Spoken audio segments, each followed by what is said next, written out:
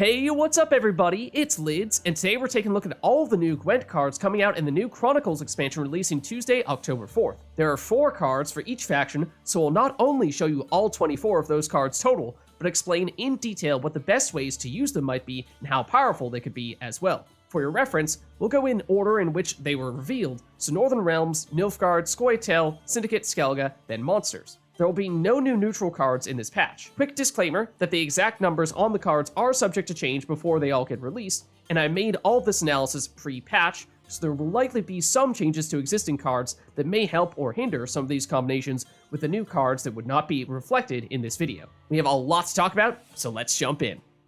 So let's start with Northern Realms, beginning with their rare card, Reaver Hunters. This is a 2-power, 2-armor human soldier unit that costs 5 provisions. It has an order to spawn a base copy of itself in the same row, reducing the base power of the copy by 1. Once you have at least 2 of them on the board in the melee row, they will damage your opponent's highest unit by 1. First of all, I'm starting with this card because it's representative of the archetypes that this expansion will be looking to support for NR, soldiers and spawning. In this case, you'll want to play Reaver Hunters in the melee row early, possibly on your first turn, to start spawning in additional copies and getting their damage going as quickly as possible. However, because they start with just 2 base power, the initial copy that you play can only create 1 additional copy of itself. Once it does, the 2 units collectively will give you 3 power, 2 damage per turn to your opponent's highest unit, so by the end of your second turn, that's 5 points for 5 provisions and 2 more points for every turn that they both survive. At first glance, that doesn't sound all that good, that sounds slow and small. However, if you play another Reaver Hunters from your hand, that one immediately gives you 1 extra point per turn before you even use the order, then 4 damage per turn once you do. That means that if the Reaver Hunters get answered quickly, they're going to be bad. However, the more you invest in them, the more their value starts to add up. If, for example, you can fill, or nearly fill, your melee row with copies of it using mobilization, reinforcements, Adalia, King Foltest, Blue Striped Scout, Megascope, Iteran, Operator, casting contests, on one of the 2 base power versions, then you could get 8 to 9 points of damage per turn, which could be enough to wipe an unit on your opponent's side of the board every single turn. With the Reaver Hunters' low power, they're fairly easy for your opponents to remove, but given how many ways there are to create more of them, you may still be able to bounce back with even more copies. Overall, a high-risk, high-reward engine that reminds us that Northern Realms is usually the engine faction. As for whether that risk pays off, let's look at the other new cards that can help support the Reaver Hunters. Now for the common Northern Realms card, Reaver Scout. This is a 2-power, 1-armor, 4-provision human soldier unit. Add this to the list of cards that can create additional copies of those Reaver Hunters because the Reaver Scout's order is to spawn and play a base copy of an allied bronze soldier, excluding itself. Obviously, it would make a lot of sense to use this card with the Reaver Hunters, but don't forget that Northern Realms already has a lot of bronze soldiers that can benefit directly from having additional copies, such as Centurion Royal Guards, Blue Stripes Commandos, Dun Banners, and Kedwani Revenants. You could even use the Reaver Scout to create additional copies of bronze soldier engines such as Temerian Drummer, Kirok City Guard, Redanian Knight, or Lyrian Scytheman for boosts, or Redanian Archer, Lyrian Arbalist, or Rivian Pikeman for damage. Obviously, the Reaver Scout's value comes from the power of the unit that you create, because at just 2 power himself, he's not doing much directly. Furthermore, because his ability is in order, not a deploy ability, he does need to survive a turn to create that extra soldier, which, given how weak he is a bit of a risk. Similarly to the Reaver Hunter, that makes the Reaver Scout, and potentially the unit that you create with him, another high-risk, high-reward card that could be helpful when he works, but is useless when he doesn't. Now let's move on to the Northern Realms epic card, Kenneth and Gar. This is a 6-power, 9-provision human soldier unit. It has formation, so it can use its order ability immediately if you played in the melee row, but if you played in the range row, it'll get boosted by 1 instead. That order ability is to destroy an enemy unit with 2 or less power, which is very weak. However, whenever you spawn a soldier, the value of that order goes up by 1. That means that you will likely want to play Kenneth and Gar relatively early, so that they're on the board when you spawn in additional soldiers, which increases their removal potential. Similarly to the Reaver cards though, Kenneth and Gar need to stay on the board for a while before their ability gets strong enough to pay off. For that reason, playing them in the melee row to immediately use their order seems silly under all but the most dire of situations, especially because the Reaver Hunters that you will likely play in the same deck need to be in the melee row, and playing Kenneth and Gar in the range row gives them 1 more power so that it's a little more difficult for your opponent to answer them. Technically, much like the Reaver Scout, you could still use Kenneth and Gar in other Northern Realms soldier spawning decks, or at least throw some of those alternative spawning targets in your deck in case you don't draw into your Reaver Hunters. Overall, the outlook for Kenneth and Gar looks very similar. Weak initially, but if you can keep these guys alive and go all out on soldier spawning, which you have a lot of ways to do, then they might get strong enough to remove your opponent's biggest unit. Lastly, we have the legendary Northern Realms card, Boholt. Boholt is a 2 power, 1 armor, 12 precision human soldier unit. Like Kenneth and Gar, he also has formation, so you can either play him in the melee row to use his order ability immediately, or play him in the range row to get boosted by 1 instead. That order is to spawn a copy of an allied bronze soldier in its row, similar to the Reaver Scout, though in this case it's just spawn, not spawn and play, so you won't trigger the deploy ability, which may affect which unit you want to target. The big difference, though, is that every time you spawn a soldier, Boholt gets boosted by 2, making him a boosting engine. In case there was any doubt about what kind of deck you wanted to use all these new cards in, this makes things very clear. Yes, you should be going all in on unit spawning. Like all the new Northern Realms cards, Boholt is another engine that starts weak, but if you have the opportunity to boost him, he can win you around. The big question is, can you pull that off?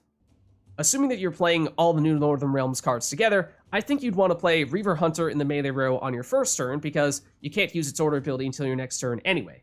Then on your second turn, you play Boholt in the range row, boosting him to a 3, and he'll get boosted up to a 5 on the same turn when you use that Reaver Hunter's order.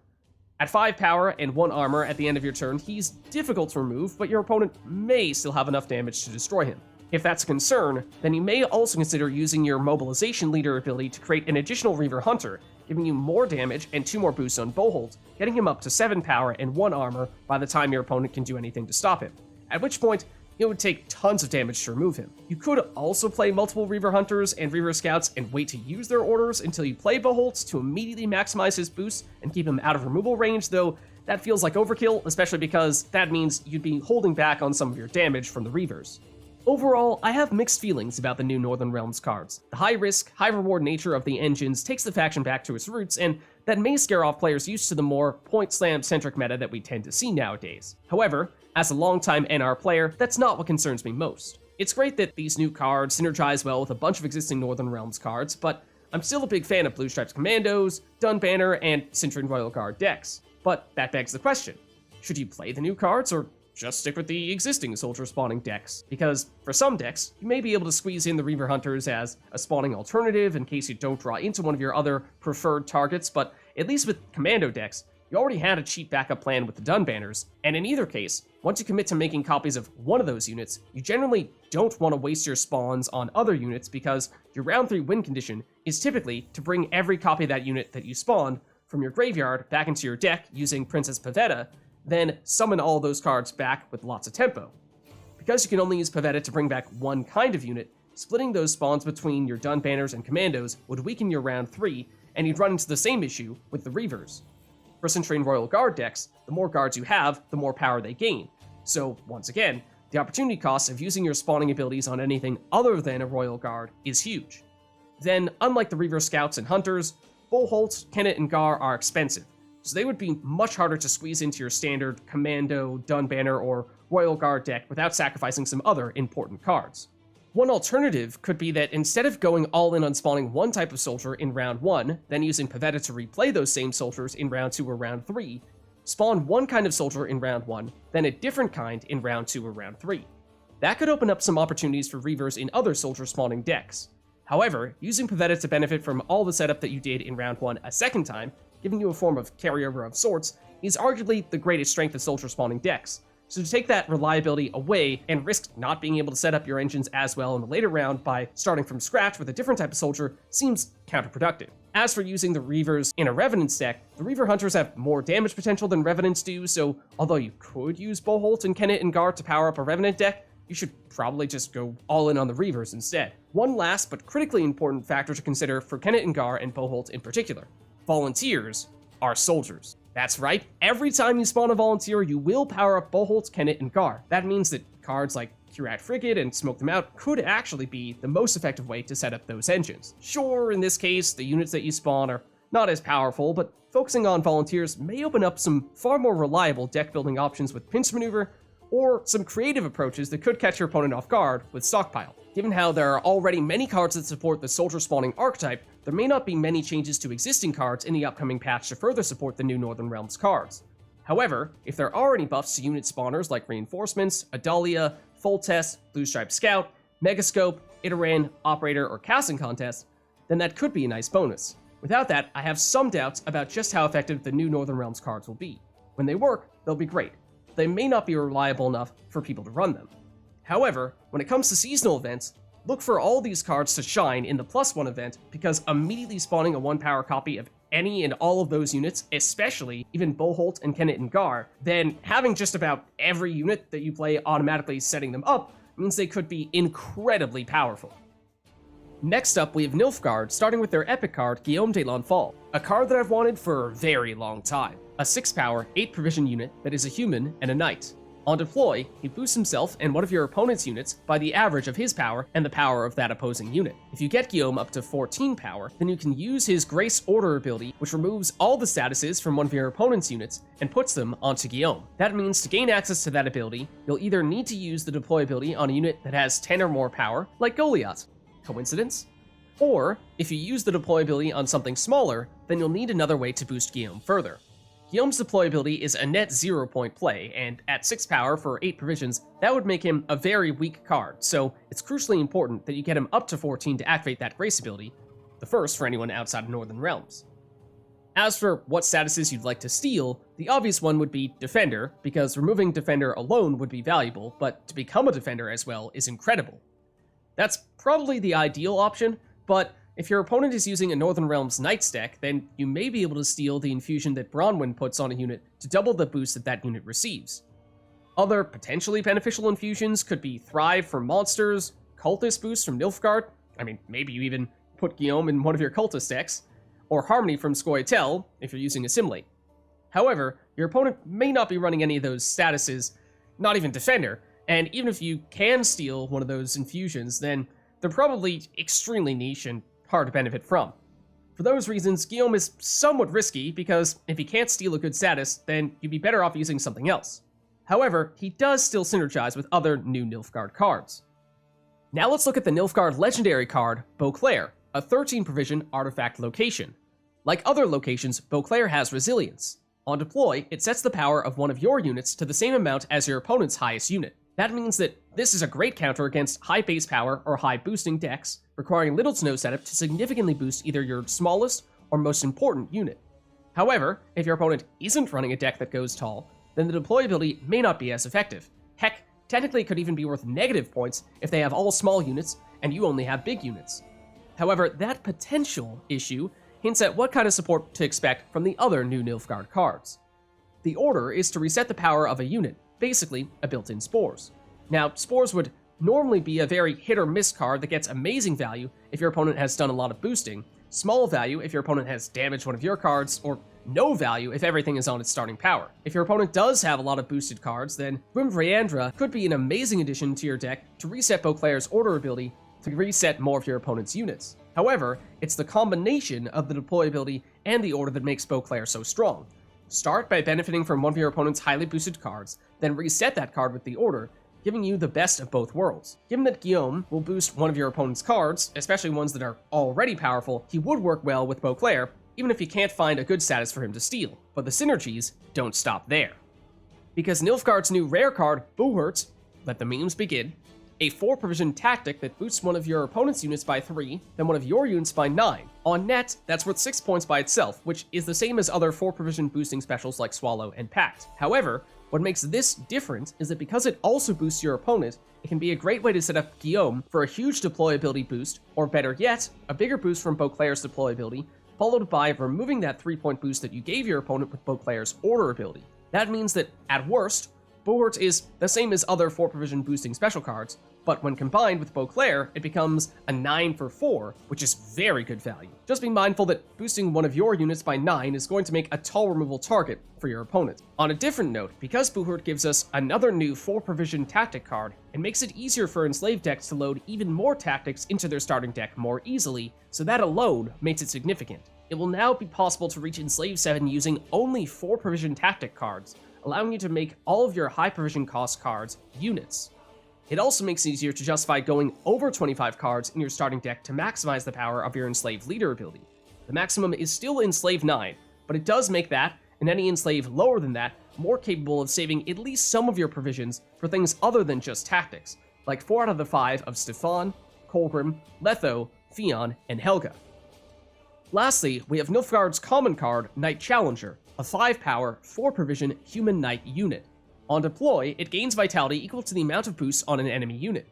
Similarly to what we said about Beauclair, that means you want your opponent to have at least one high-power unit, though in this case it has to be from boosts, base power doesn't matter. Then if the Knight Challenger gets up to Grace 8, you boost all other units, both yours and your opponent's, by 1. That aspect is, like Boholt, more of a double-edged sword. If your opponent has more units than you, then reaching 8 power on this unit could be a net negative play for you, whereas if you have more units, that's obviously a nice bonus. However, if you have Beauclair, or other tall punishing cards like a Geralt or Spores, then you may be able to mitigate the downsides of this card. However, it would be remiss of me not to mention the single card that benefits most from all these opponent-boosting synergies. The card that, when set up properly, was already capable of being the strongest in the game. Cahir. That's because whenever your opponent gets a boost, Cahir also gets that boost. In normal circumstances, that makes Cahir a boost and counter card. Your opponent can boost all they'd like, but with Cahir, you match all the boosts that they receive, so they don't benefit from the boosts any more than you do. However, for those of you who've been here for a while, you know we've used Cahir, especially in some seasonal events, to pull off some dastardly deeds. 900 points? Yup. 1,000 points? You bet. 6,000 points? Yeah, even that. In those cases, it was a pretty gimmicky combo in which I made as many copies of Cahir as possible with Letho Kingslayer and or Imperial Practitioners, so that when my opponents got boosted, I benefited more than they did. That meant that the most efficient way for me to earn points was by boosting my opponents rather than myself. Those combinations were difficult to execute in part because creating those Cahir copies was inconsistent, but also because there are only so many cards that Nilfgaard can use to boost your opponent, the most powerful of which was Yennefer of Vengerberg, whose ability is very similar to that of the Knight Challenger. That, along with Boholt and Guillaume to get more ways to boost your opponent, along with Beauclair giving you another way other than Cahir to benefit from your opponent's boosts, means that Nilfgaard players using the new cards should be strongly considering Cahir in their decks because he is still a boosting counter and is much easier to set up even if your opponent isn't using boosts themselves. There are also other cards that fill a similar role to Cahir, so your deck can still perform even if you don't draw him. As for how many Cahirs you use, now that's up to you. Just watch out for any changes to Cahir in the upcoming patch, because I suspect that with all these new synergistic cards to go with him, CDPR will be giving Cahir a very close look. That, and it looked like one of the card reveal videos showed Cahir on 7 power, not his usual 5, so is that just a power buff? Will his provision cost go up, bringing him out of renew range, or could he be completely reworked? We'll have to see, so keep a close eye out for him in the next patch. As for the best seasonal events for these cards, my 900 and 1000 point matches with Cahir were in the Double Down event, because that made it especially easy to create additional copies of him. My 6,000 point match was in the +1 event for much the same reason. The more Cahirs you have, of course, the more you benefit from boosting your opponent, so those are the most obvious events to break out the new cards. However, there's also lots of ways for you and your opponent to get boosts in Seesaw, Trial of the Grasses, and even dual casting events, so those could be good opportunities to use these cards as well. Now we have Scoitel, and for them, we'll start with the Epic. Frog Mating Season, yes, you heard that correctly, is a 9-provision nature card that gives 2 of your units 4 vitality, then spawns a frog on each side of those units. Frogs are a new 1-power beast token that trigger the vitality of adjacent units at the end of your turn. That means that you're loading up on 8 points of vitality and 4 points of power from the frogs for a total of 12 points for 9 provisions, which is decent but not amazing. However, as a nature card, if you're running Nature's Gift and or have symbiosis units on the board, this could easily be 13 to 15 points for 9 provisions, which is much better value. What is interesting though, is how the frogs make up for what has made vitality such a weak archetype, if you could even call it that, for so long. No matter how much vitality you had on a unit, it was still only getting boosted by 1 point per turn. However, with this card spawning a frog on either side of the units that you gave vitality, that means that those units are getting 3 procs of vitality per turn, which suddenly makes them not only get boosted more quickly, but also makes it possible to put more vitality on those units and still have time to receive all those boosts from that vitality before the end of the round. It also means that you could wait to play Frog Mating Season a little later in the round when you have more Symbiosis engines on the board to increase the power of your Wandering Tree Ants that you create, because the frogs will give you all the boost from the vitality in just 2 turns. Then, if you have other cards later in the round that you'd like to give vitality instead, you can use the frog's order ability to move to the other row, where you may have other, more preferable vitality recipients. Overall, the low-end point total for Frog Mating Season is decent, but not great, but you could either play it earlier in the round for additional vitality support, or later in the round when you have more Symbiosis for a few extra points. Next, let's look at the Scoitel common card, the 4-power, 5-provision Naiad Fledgling. She's a Dryad and a Naiad unit the first time we've seen that tag. Whenever you trigger Symbiosis, she will give the unit to the left of her 2 vitality.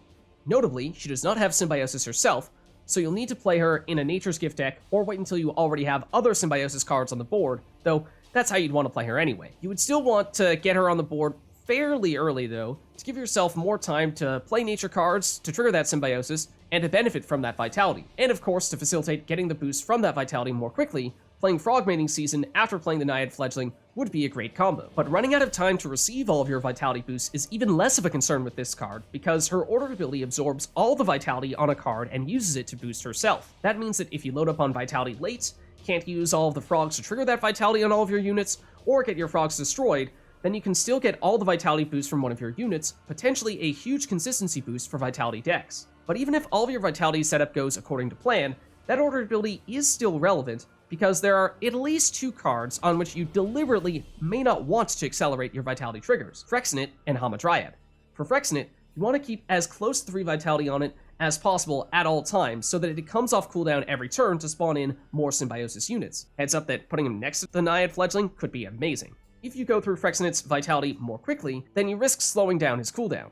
Similarly, Hamadryad wants to always have at least 1 vitality every turn to receive an additional boost, so triggering her vitality more quickly may not be as beneficial as it would be on other units, at least not until the end of the round.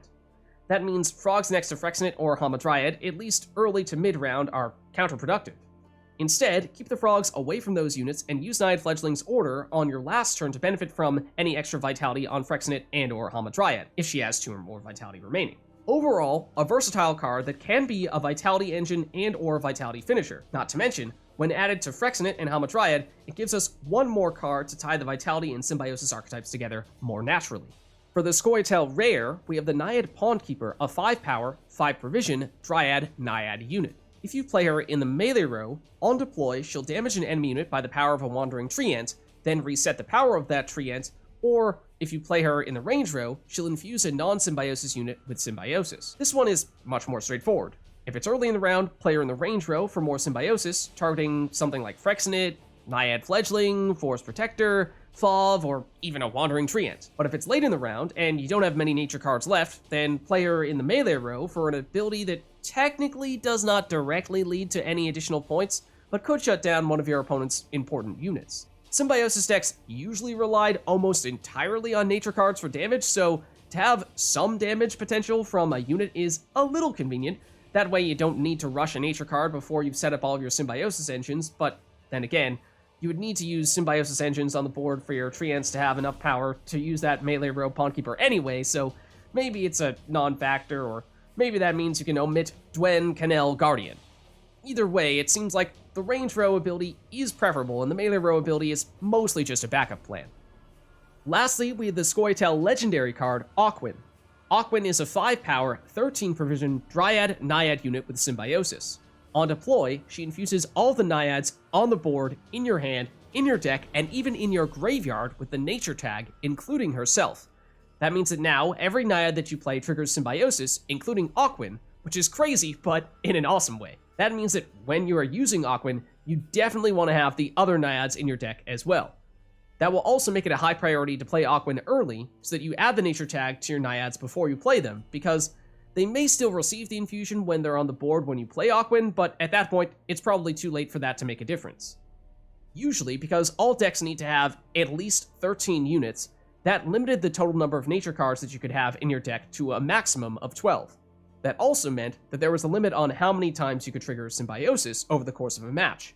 However, by enabling units to trigger Symbiosis, that now allows you to either continue to load up on as many nature cards as you can, combined with the Naiads to trigger Symbiosis up to 5 more times than you could before, or you could remove some of the weaker nature cards from your deck, replacing them with the Naiads to give you both the Symbiosis procs and the other benefits that the new Naiads bring.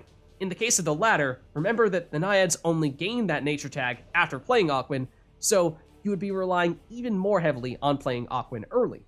Overall, I've enjoyed Symbiosis decks as of late, but it felt like they could use a little more power to be more competitive with the top decks.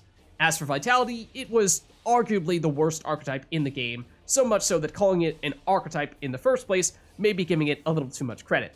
However, these new cards collectively make Symbiosis much stronger, compensate for Vitality's greatest weaknesses, and make Symbiosis and Vitality a more cohesive pairing, rather than two abilities that seem to get randomly matched up with each other as they used to be.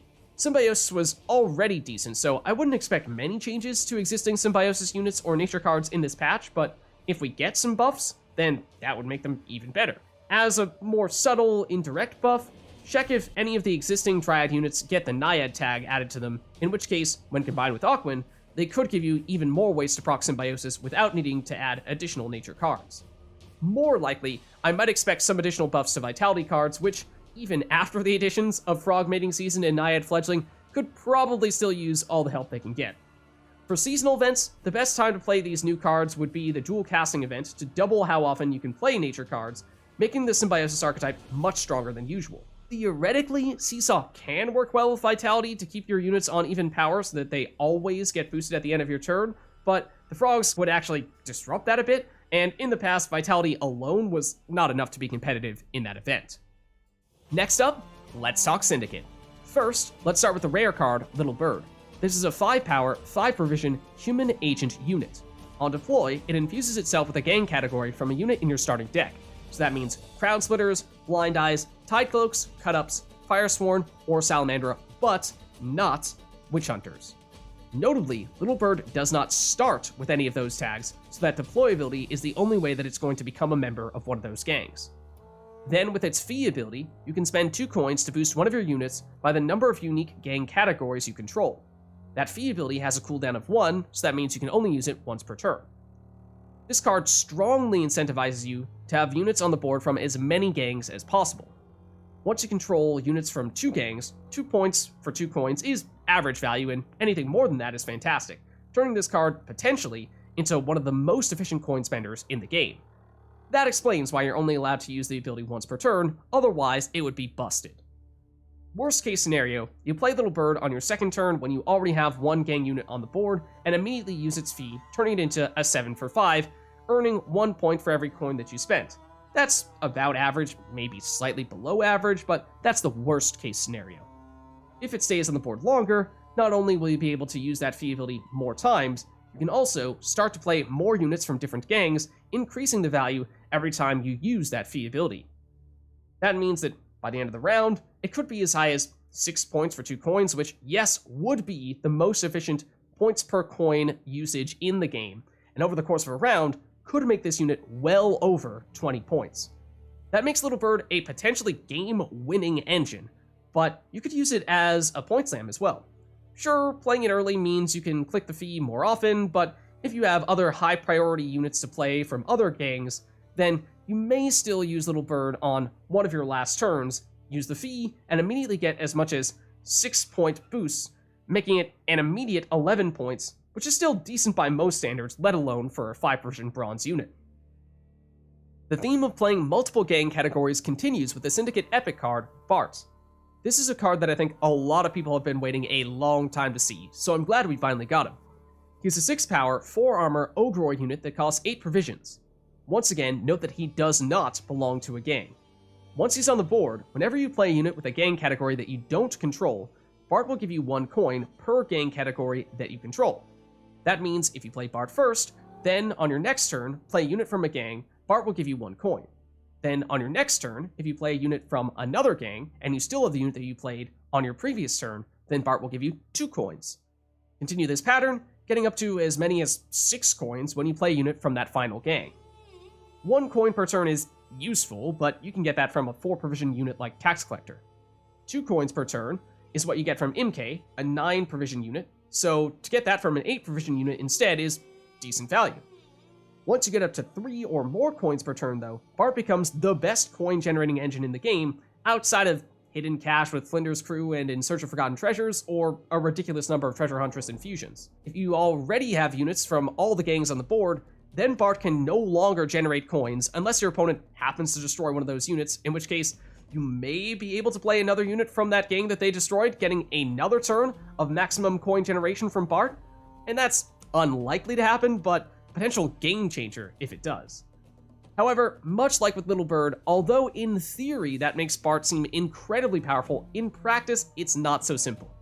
Like Little Bird, Bart's value varies substantially depending on his timing. Playing him early maximizes his coin earning potential, but unlike Little Bird, you are not going to trigger his ability on the same turn that you play him. That makes him much less flexible than Little Bird, because if you play Bart on your first turn and he gets locked or destroyed, then 6 power for 8 provisions was a bad value play. But even a late second to last turn Bart is not necessarily that much safer, because he still needs to go unanswered for a turn before you can play a unit from the last gang on your final turn. That, and coin generation early, is usually more helpful than coin generation late, so an early Bart is probably still a much better option than a late Bart. Fortunately, with 6 power and 4 armor, it would be difficult for your opponent to destroy him immediately, but lock is probably still your biggest enemy. Even then, because Bart is not part of a gang, playing Bart at the start of the round means that you are slowing down the rate at which you are playing units from each gang, making Little Bird worth 1 to 2 less points per turn. Similarly to Little Bird, if some of your gang units get destroyed, then that will reduce Bart's value as well.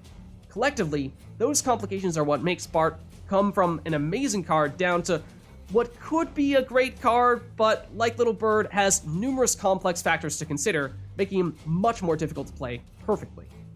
Next, we have another complicated card, Syndicate's common card, Pulling the Strings. Pulling the Strings is a 5 provision crime that is unaffiliated with any of the gangs. It starts with profit 0, but that number increases by 1 for every unique gang category in your starting deck, meaning that it caps off at profit 6. That's just a couple less than Pickpocket, one of the best coin generating cards in the game, which costs 6 provisions. That's definitely not all for Pulling the Strings though, because it can also seize a unit from your opponent's side of the board onto yours. Initially, you can only seize a maximum of a 0 power unit, so nothing. But for each unit you control with a unique gang category, the profit number goes down by 1, and the seize number goes up by 1. That means that early in the round, before you have many units, this is primarily about coin generation, which conveniently is when you tend to need that most. Then late in the round, when you do control lots of gang units, the profit could be little to nothing, but you could seize up to a 6 power unit from your opponent. The theme here with all the new Syndicate cards is very consistent. Use lots of unique gang categories on your units, and the timing of the cards matters a lot. In this case, Pulling the Strings is basically 2 different cards mashed into one. Either a slightly worse Pickpocket, or a 6-point cap Philippa without the points from her body. In this case, you have the flexibility of using Pulling the Strings in whichever way suits you better, and in most cases, you're paying less provisions as well. However, as with the other new Syndicate cards, that may sound fantastic in theory, but in practice, it's harder to execute than it might seem. For example, even if you have a lot of coins early in the round, maybe some from your leader ability and some from getting carried over from the previous round, it would still be very difficult to use this card to steal anything of note before you get many gang categories on the board. On the other end, if you control a lot of unique gang categories at the end of the round, you have no choice but to earn less coins and seize something, even if you prefer those coins to power up a spender. And if there aren't any units small enough for you to seize, then the profit value is still reduced. That means that although most of the time, the timing of getting the profit versus stealing unit should be consistent with your overall game plan, it could be difficult to perfectly balance those priorities. That means that you might need to play Pulling the Strings slightly earlier or later than you would ideally use it to avoid reducing its value or breaking it altogether if you don't have the perfect number of gang units. Like the other Syndicate cards, that means this will be a card that is difficult to master, making it a powerful tool for skilled players, but a card that could backfire on those who aren't careful with it. Lastly, and most significantly, we have the Syndicate Legendary card, Siggy Roiven Mastermind. He's a 4-power, 12 provision human agent aristocrat unit. Unfortunately, all those tags are significantly less valuable than a gang tag, which he notably does not have, so no direct support for Bart or Little Bird. On deploy, he looks at several cards from your deck, then allows you to play one of them, meaning that he's a tutor with a 4-point body. If you have collusion in your deck, you will always have the option to play that. In addition, Siggy will show you one random card from each gang in your deck. Like with the other new cards, that means that you want to use Siggy in a deck with as many different gangs in it as possible to maximize the number of options you have to play. Technically, because he only shows you one random card from each gang, there's some risk that you see a weak filler card rather than a high priority card. For that reason, you could justify using just one card from a gang to guarantee that you always have the option to play that card when you use Siggy, but that comes with some risks. If, for example, you make Tunnel Drill your only Crown Splitter, and you've either already played it or already have it in your hand, then that means that Siggy is giving you one less option to play. Then again, if you already have the big card that you wanted, then maybe that isn't a big deal. However, perhaps more importantly, that means that because you only have one card from that gang in your deck, if it gets destroyed early or buried in your deck, then that's one gang category that you're missing for Bart, Little Bird, and Pulling the Strings, which make them all significantly weaker. The other thing to consider here is that for those other 3 cards, you needed to have units with those gang tags on the board. In this case, the cards could be either units, specials, or even artifacts. That gives you a little more flexibility with Siggy, but once again, with only 25 cards in your deck, and neither Siggy, Bart, Pulling the Strings, nor Collusion having gang tags, that means that if you're running all the new cards, you have to squeeze units with 6 unique gang tags into just 20 slots, meaning you're likely capping out at 3 units per gang. If you make some of those gang cards specials or artifacts instead of units, then you have even bigger risk of missing one of those gangs altogether, weakening your other new cards. But that's not all that Siggy does. If you pay his tribute, then you can play 2 of the cards you see, rather than just 1. That tribute starts at 9 coins, but it does go down by 2 for each unique gang tag that you have on the board. That starts out very expensive, but 3 cards in one turn is almost unheard of for anyone other than Nilfgaard or people spamming locations or the last chapter of some scenarios. And in this case, these aren't necessarily the weak 4-provision cards that you tend to see in some of those cases. In this case, you could be playing multiple high-power cards on the same turn, including ones that synergize with each other, like Tunnel Drill plus Pickpocket or Bincy plus Azur Javed. The number of potential combinations is insane. However, note that, for whatever reason, Witch Hunters are not considered a gang, making it much harder for you to put a bounty on a unit and immediately destroy that unit on the same turn. So like the other new Syndicate cards, Siggy looks powerful and benefits from controlling a lot of gangs, but the comparisons don't end there. Like the other new cards, his value and use case also vary depending on when you play him. The simple way to play him is to wait until at or near the end of the round when you already control several gang units to reduce his tribute cost, get a couple of point slams on the board, and maybe get the last 1 or 2 gang tags that you were missing. Alternatively, if you have enough coins, you could play him early to get those gang tags as quickly as possible, accelerating how quickly you can develop Bart and Little Bird. Do that with Bloody Good Friends and Mutants Maker, and you get 4 gang tags in 1 turn. Though, in that case, because neither Bart nor Little Bird start with gang tags, Siggy will not be able to tutor either of them, and you probably would need enough coins to use the tribute to justify playing him like that. Otherwise, at 12 provisions, he's just an overpriced tutor. Maybe playing him in a jackpot deck to get an immediate source of coins or off the books to reduce his tribute costs could make that option a little more feasible.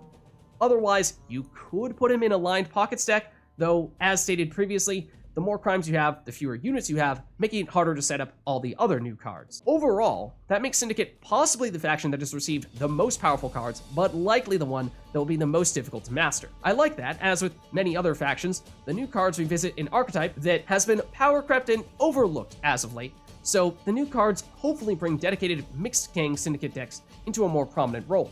The number of ways to build a deck around those cards and the number of factors to consider when doing so make it extremely difficult to optimize a deck for them, so I think it may take a little more time for them to establish themselves competitively. But don't let that first impression fool you.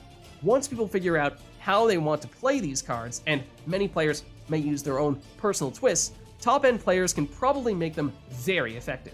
As for the patch notes, it looks like from one of the reveal videos that Shady Vendor, probably the best bronze blind eye unit, got a small nerf on its profitability from 2 down to 1. Other than that, almost any changes would affect what you'd want to use with the new cards because there are such a wide variety of cards that you could use with them. Most importantly though, look for changes to Bloody Good Friends, Mutant's Maker, or even Jacques Grandmaster because they can count for 2 gangs. For seasonal events, I would love to see Siggy in Double Down because if he's your only 12 provision cost unit, then playing 2 of him on the same turn for a total of 6 or more units in one turn would be hilarious. Second to last, we have Skelega. For them, let's begin with the epic card Ulula, a 6-power, 8 provision human warrior. Her order ability damages a unit by 2, which is nothing special. What is special is that when she's on the board, whenever one of your warriors damages an enemy unit, she will make them damage that unit again, ignoring armor. That means that she is functionally an engine that gives additional damage to all of your warriors, which was already an archetype that had lots of small but frequent pings of damage. Combine her with cards like Hercule Drummond, Drummond Berserker, and even Herald the Cripple, and she could basically double your damage. That's awesome, just make sure that she stays alive and unlocked because the longer she's out there, the more valuable she becomes. Fortunately, at 6 power, it would be difficult for your opponent to answer her immediately, but Skelga Warriors is all about damage, not boost, so if she does get hit, she may go down on your opponent's next turn. It may be worth hiding her behind Covenant of Steel, or maybe even Supras if you can, to keep her safe. Next, let's talk about Brockfire Warrior, the Skalga common card. It's a 2-power, 4-provision human warrior unit. On deploy, he damages an enemy unit by 3. After doing that, if the unit you target is below its starting power but not destroyed, then he can hit another enemy for 2 damage, and if that unit is below its starting power but not destroyed, then he can hit another enemy for 1 damage. If you can get all of those hits, then he's 2 power with 6 damage for 4 provisions, which is a very good deal. If you can't set up the last hit, then he's 2 power for 5 damage over 4 provisions, which is still decent value. If you can't meet the criteria for getting any additional damage, then he's just 2 power and 3 damage, which is probably just a worse on-crate Marauder, so that would be bad.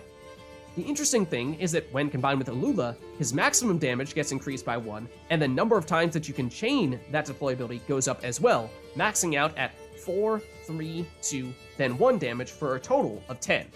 2 power and 10 damage in 1 turn from a 4-provision unit is amazing, but there is a catch. With the extra damage from Ulula, it becomes harder to trigger the additional rounds of damage because it's more difficult to damage units without killing them. That, and because he's not allowed to hit the same unit with multiple rounds of the deployability, it also means that your opponent needs to have numerous units on the board lined up almost perfectly for Brockfire Warrior to get his maximum value. That means that at the high end, it is a great card, but it's probably more difficult to use him than a lot of people realize. There will be a lot of comparisons to Falibor, the existing Northern Realms card that is a 7-power, 11-provision unit that also starts with 3 damage on his deployability, followed by 2 damage and 1 damage, though in Falibor's case, you do need the death blow, unlike with Brockfire Warrior, with which you're trying to avoid the death blow. Brockfire Warrior is 7 provisions cheaper than Falibor, and you can have 2 copies of it in your deck because it's a bronze, but it also has 5 less power and damage that in some cases may actually be harder to maximize than Falibor's damage. Falibor has been power crept significantly, so people don't use him much anymore, so Brockfire Warrior would presumably need to prove itself more valuable than Falibor to get included in decks. Yes, it's usually about 5 points weaker, but given how it has potential to deal more damage when combined with Ulula, and that only costs 4 provisions, I think it'll still be a strong, albeit potentially inconsistent addition to most Skelga Warrior decks. Next, we have the Skelga rare card, Feral Bond. This is a 4-provision raid card that spawns Skelga Wolves, that's just 1 card even though it sounds like 2, on your opponent's side and damages the wolves by 1. Skelga Wolves is a 2-power token, so you're giving your opponent a damage 1-power token, similar to what you do with Patricidal Fury. The wolves have immunity, so you can't target them directly, but if you can destroy them, then you'll spawn a base copy of them on your side of the board, changing them from a -1 point play into a +2 point play. But that's only part of it. After putting the damaged wolf token on your opponent's side of the board, you then create a bronze Skelga Warrior. The create keyword usually means that you have 3 random cards to choose from, unless you played Rune Mage, in which case you then have 5 options. However, if there are at least 3 damage units on your opponent's side of the board, then you can create any bronze Skalga warrior that you like, giving you much better consistency and flexibility. At just 4 provisions and a fairly easy condition to meet, especially for the types of high damage decks that you tend to use this card in, it should be just that, a cheap, flexible consistency tool to give you the type of warrior that you need. If you have Ulula on the board, then that might mean going for a high damage warrior like Brockfire warrior, but you could also go for a boosting engine with the On-Crate Warcrier, or a high base power card with the On-Crate Greatsword. Interestingly, I assume that if you have already played at least one Highland Warlord to increase your raid damage, that means that you would immediately destroy the wolf token on your opponent's side, giving you less Bloodthirst support, but immediately spawning that 2-power wolf token on your side of the board. If you played 2 or more Highland Warlords, then that means that Feral Bond would have overkill damage on the wolf token, not only spawning it on your side, but also powering up Bran if you're using him. That, and if you do have Bloodthirst 3, then you could choose the Highland Warlord as your warrior, increasing your raid damage for the rest of the match, and giving you another way to get a Warlord on the board early in your raid decks, in case they all started buried in your deck. Lastly, there's the Skellige legendary card, Sov. Sov is an 11-power, 11-provision human warrior unit with immunity, so he's a huge card that your opponent can't target. However, 11 points for 11 provisions isn't very good value. That's where his order comes in. He has a Zeal order that summons a beast from your deck to the opposite row, so your opponent's side of the board, then infuses that beast with a Death Wish ability, and damages that beast by the number of damaged units on your opponent's side of the board. If you can destroy that beast that you summoned, then Sov will get boosted by twice that beast's base power. First of all, that obviously means that you'll want at least one beast in your starting deck, which is a little bit awkward for a warrior's deck. Assuming that you play Sov, you would never have to play that beast on your side of the board, but if you don't get Sov, or draw that beast into your hand, then you may have no choice but to play it. For that reason, it probably makes sense to have at least 2 beasts just in case you draw one of them, and you'll want those beasts to at least be playable if you do draw one. There are several options to consider for Sov's beast, with the general idea that higher the base power, the harder it is to destroy, but the more valuable it is if you do so. Another thing to consider is that if you are summoning the beast with Sov, then ideally you are not playing it on your side of the board, so you probably don't want it to be a high provision unit, otherwise you're wasting those provisions on something that's just a sacrificial lamb for Sov. So, of all the high base power, low provision beasts that you'd be fine with not playing, but wouldn't be the end of the world if you had to use, I think there are 2 clear winners. One is Raging Bear, at 8 power, a potentially big source of boosts as long as you have the damage to destroy it. It's only 5 provisions, so it doesn't feel like a huge waste to give it to your opponent. It's obviously not a warrior, so you don't love being forced to play it yourself, but if you have to, you can at least start the round with it, and it's still worth 8 points. The other is Little Halfling. At just 4 provisions, it's a little cheaper, so there's little downside to including it in your deck, and at 6 base power, it's a little easier to destroy, but not worth as many points to Sov as Raging Bear would be. Once again, if you have to play it, it's at least giving you a relatively high base power unit and or a way to get some additional damage. There are some higher base power beasts to consider, such as Dire Bear and Olaf, but those are significantly more expensive units to sacrifice, and if you can't destroy them immediately, then they actually benefit your opponents. Remember, Dire Bear would prevent you from getting boosted, not your opponent. Yes, they'd be more valuable to play on your side of the board if you have to, but that's probably serious overkill given how that's already just a contingency plan. The Galaxy Brain option, for those of you who are incredibly ambitious, is to use Melusine. She gains Veil on deploy, which would normally prevent her from gaining an infusion, but because Sov is summoning her, not playing her, she won't trigger that deploy ability, meaning that she will still receive Sov's infusion. Melusine starts at 7 base power, but goes up by 1 or 2 every turn, potentially making her the biggest option for Sov.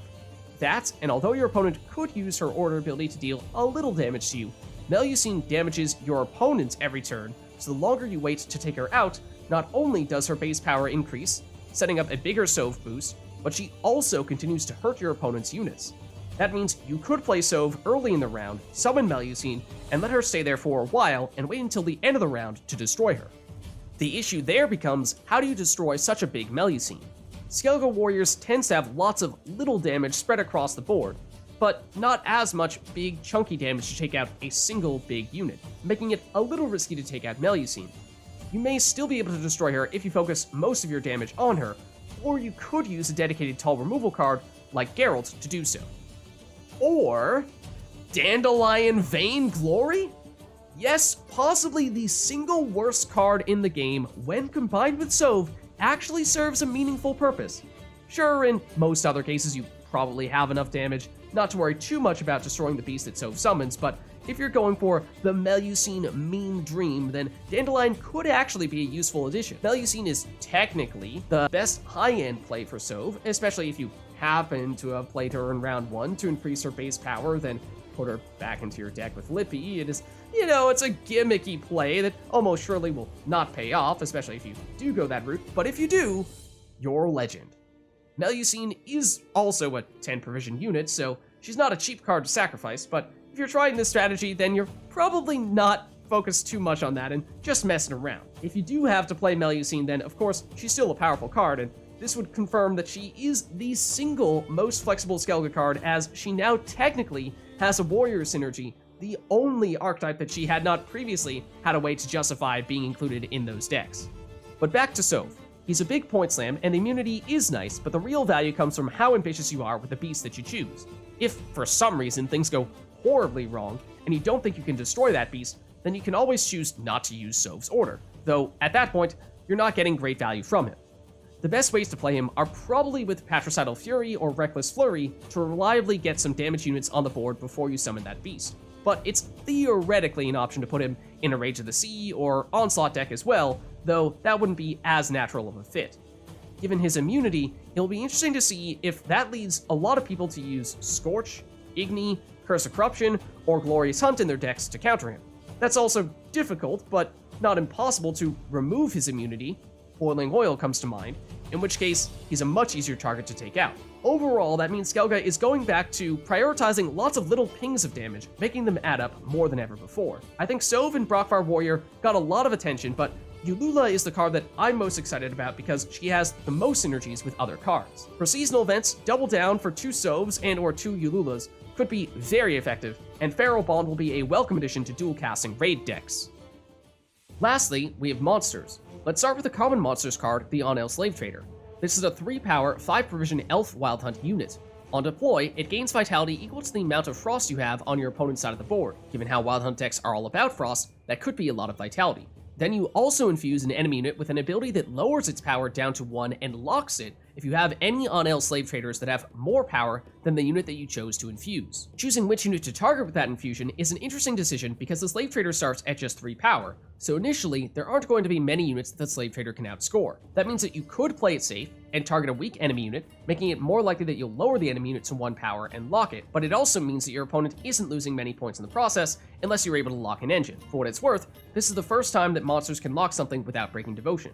On the other hand, if you're being ambitious, you could deliberately target one of your opponent's biggest units with this infusion, and instead of relying solely on the vitality to boost the Slave Trader, which may never be enough to catch the card that you infuse, you could make the Slave Trader the target of your boosts. Wild Hunt does have decent access to boosts, but other than maintaining dominance, it didn't have many targets for those boosts. Now, when you play Wild Hunt Navigator, to boost a card based on how much frost you've created, you can put those boosts on the Slave Hunter and go after your opponent's strongest units more aggressively. This fills several gaps that monsters, and Wild Hunt in particular, used to have. The lack of lock and control, and the lack of desirable boosting targets, and not quite enough reward once you stacked lots of frost. Speaking of adding frost, let's look at the monster's rare card, Onel Aristocrat. She's a 4-power, 4-provision elf aristocrat Wild Hunt unit. If you have the highest card on the board, then you can use her order to move an enemy unit to the other row. That's not that valuable, but if you only added frost to one of your opponent's rows and they tried to play a unit in a row that doesn't have frost, then you can still get a couple of points per turn from that order. Independently from that order, she will add 1 more turn of frost to any row that you added frost to on this turn, helping sustain that frost. That was one potential issue with Wild Hunt Frost decks in the past. You had a bunch of cards, like Wild Hunt Navigator in particular, that wanted as much frost as possible. On one hand, you'd like to use that Navigator late on to boost one of your units based on how much frost you added when your opponent has little to no time to react to that boost. On the other hand, the longer you waited, the more of your frost had expired, making the Navigator weaker. It's similar to the Winter Queen, who wants a lot of frost quickly, then the round to end soon before it all expires. With the Onel Aristocrat helping to sustain frost for the entirety of the round, she helps keep cards like the Navigator and Winter Queen strong even at the end of a long round, covering for the weaknesses of what would otherwise be some of Wild Hunt's strongest cards. Next, we have the monster's epic card, Thier, Golden Child, the first time we've ever seen Thier without his helmet. He's a 1-power, 8-provision elf mage wild hunt unit that gets boosted by how much damage you've dealt with Frost over the past 5 turns. That means that under normal circumstances, if you've damaged an enemy with Frost in both rows in each of the past 5 turns, he could be a 21-point slam.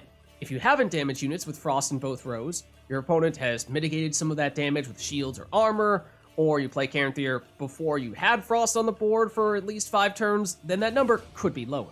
For that reason, it also gives a little more value to the Untitled Aristocrat and Wild Hunt Bruiser's movement abilities to make sure that your opponent isn't dodging your Frost, and it also makes it so that you don't want to just go all in on Frost in one row while ignoring the other row. However, fittingly enough, Thier could be worth even more points if you have been using Eredin to increase the damage of your Frost at any point over the past 5 turns. In that case, Thier would cap out at 31 points, which is probably unlikely to reach, but huge if you can. It's hard to know just how many boosts to expect on Thier because he, along with the Aristocrat, changed the optimal way to play Wild Hunt. That, and as soon as you start spawning Frost, your opponent should expect that you want to play Thier at some point, so how effectively can they limit his value? If he comes anywhere near 20 points, then he's basically the new monster version of Harold Gord. If for some reason you can't get much Frost going, or you're forced to play him very early, then he could play for terrible value, but that would have to be an extreme case for that to be that bad, so that seems pretty unlikely. Overall, it's hard to predict just how big he'll be, but he gives Wild Hunt decks another option for finishers, which is certainly a nice option to have. Then saving the best for last, we have the monster's legendary card, Thier. This is a 12-provision artifact location Wild Hunt card that, like other locations, has resilience. On deploy, it boosts one of your units based on the number of unique bronze Wild Hunt cards in your starting deck. The theoretical maximum for that is 11, which is a lot, but some of those Wild Hunt bronzes, like Naglfar's Taskmaster, are atrocious, so it's probably not even worth adding one of those and mulliganing it whenever you see it. Realistically, it's probably more like a 7 to 9 point boost, which is good, though it is another way to boost your slave traders to lock and weaken one of your opponent's units. But then there's also the Order ability. It spawns Frost on both of your opponent's rows equal to how much there was remaining at the end of the previous round. That's potentially huge because if you had a ton of Frost at the end of round 1 or round 2, losing all of that at the start of the next round would usually mean you'd have to start spawning Frost again from scratch, slowing you down significantly. Think of what the addition of Ryogon did for Skelga rain decks, which were terrible before he was added, but now they don't need to worry about over-investing in weather and making them far stronger than they used to be.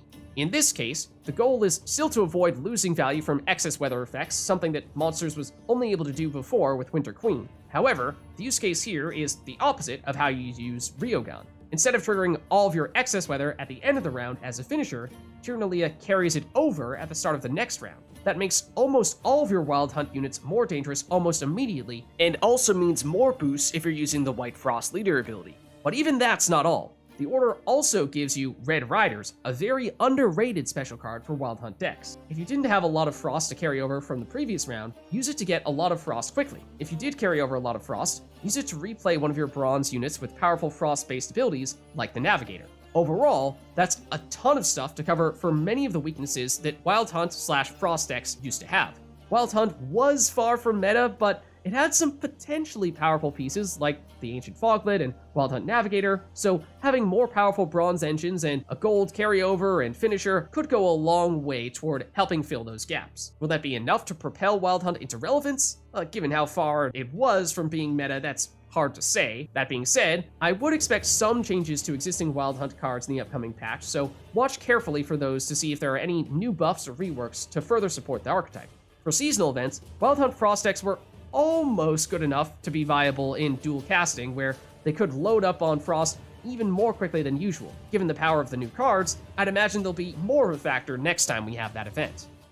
So there's a look at all of the new cards in the Gwent Chronicles expansion coming out on Tuesday, October 4th, how powerful they seem to be, and how best to use them. The cards look both strong and interesting, and I like how almost all of them are revisiting the same archetypes that we got from the evolving legendary cards in the Master Mirror expansion, which also tended to be archetypes in need of some love, and ones that have more interesting gameplay than just mindless point slams. As I said initially, I made this video before the patch notes got released, so there will likely be some changes there that are not reflected in this analysis, and the values of the new cards are also subject to change before they get released as well. If you liked this kind of in-depth Gwent analysis, and/or you're interested in trying Gwent seasonal events with alternate rule sets, then consider subscribing for more videos like this.